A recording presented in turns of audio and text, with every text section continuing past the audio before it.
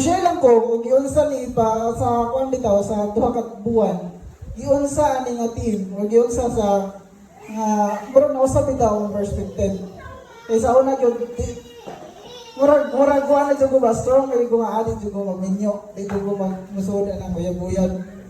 But sa mga kuan, murag na-orient ko ba, murag na seminar. Sa mga Sunday school, maminaw jud ko maayo sa Sunday school kay sa ginaingon na nga ang pamilya di ay usa sa mga gipangwali, ako rin nakuha.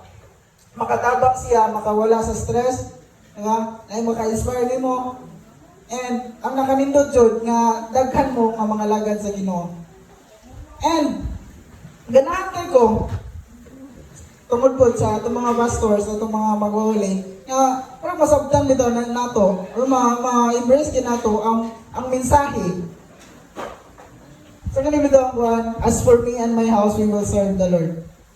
Nga unsa day ka importante, nga mo declare ta, una sa atong kagalingon, dayon sa atong pamilya.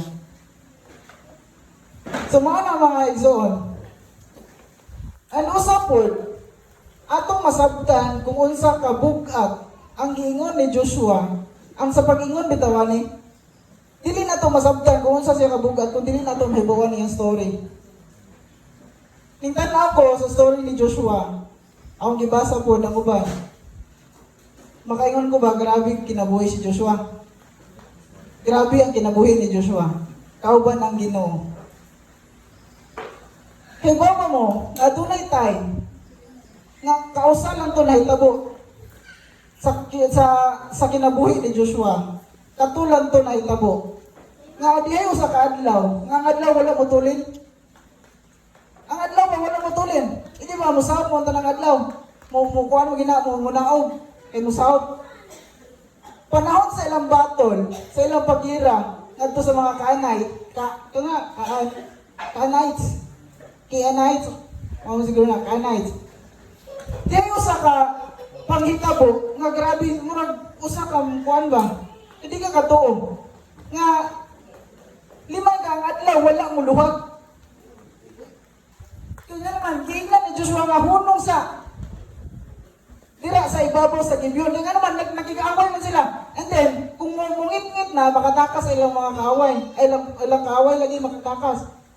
So makato ning ampo si Joshua nga puhunong sa adlaw. Ibabaw dito. Ug dito adlaw, ug matod pa sa Joshua 10:14. Katong higayon na nga ang Ginoo nagpatalimog sa tao. Kung basahon na ninyo, nga grabe ba, marong makapanlimbawt balahibo. Nga bitaw, liman ka nga adlaw imong pahunungon. Kay dili pagilingon nga mag-enjoy mo. Tungod kay nagigira mo sa mga kaaway. Di ba? Makaingon ka ba? Kasagadagang mga gera na-experience ni Joshua.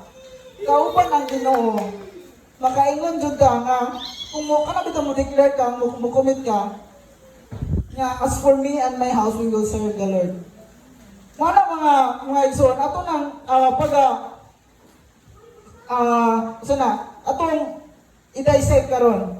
Nga unsa ka bugat nga kana bitaw maka-experience ta nga grabe kayo nga experience nga para nato dili nato makaya but still na overcome nato tungod kay na ang Ginoo.